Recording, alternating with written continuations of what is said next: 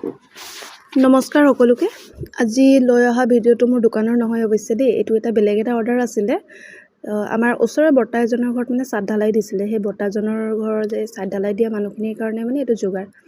এয়া ভাত উতলি থকা দেখিলেই এয়া মাছৰ আঞ্জাৰ কাৰণে ৰেডি কৰি আছোঁ, মাছৰ গ্ৰেভিৰ কাৰণে। আৰু তাৰপিছত মাছখিনি ফ্ৰাই কৰি থৈ লৈছোঁ দেই।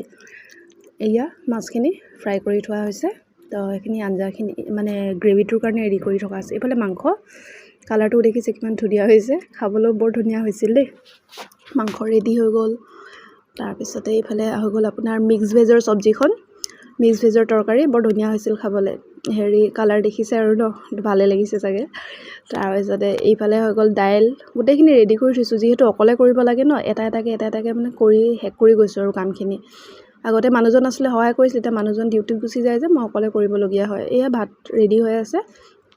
ভাত আৰু মাছৰ আঞ্জাখন ৰেডি হ'লেই আৰু মানে 1টা বজাত যিহেতু খোৱাটো দিব লাগে। মই লাগি আছোঁ আপোনাৰ ৰাতিপুৱাৰ 6টামান বজাৰ পৰা মই কামত লাগি আছোঁ। এই বজাৰ সমাৰ কৰা গোটেইখিনি। মাংসখিনি আগদিনাখনে আনি থোৱা হৈছিলে, ৰাতিপুৱা যিহেতু দোকান দেৰিকৈ খোলে আৰু মোক লাগে 1টা বজাত দিবলেই লাগে অৰ্ডাৰটো। তো লাগি আছোঁ তেনেকৈ। মানুহজনে মাংসখিনি আনি দিলে, বাকী শাক পাচলিবোৰ ৰাতিপুৱা গৈ বজাৰ কৰি আনিছোঁ। আৰু ৰাতিপুৱা গ'লে ধুনীয়া ফ্ৰেছ পোৱা যায়। আৰু এইফালে ভাত ৰেডি হৈ আছে। মুঠতে ভাত আৰু মাছৰ আঞ্জাখন ৰেডি হ'লেই আৰু বুলি ক'ব পাৰি।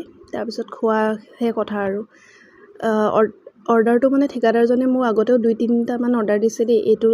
এইটো এটা আকৌ আৰু আছে 3টামান বোলে নতুনকৈ আছে দেই। সেইকেইটা তোমাকে দিম বুলি কৈছে। তো এতিয়া বনোৱাহে কথা আৰু ন।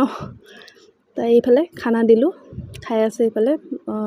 ওচৰৰ খুৰী এজনী আৰু আমাৰ মাক মাতিলোঁ সহায় কৰিবলৈ। যিহেতু বনোৱাটো বনাই দিব পাৰোঁ, বিটাবলৈহে দিগদাৰ। মই বিলাই দিয়া কামটো বৰ বেয়া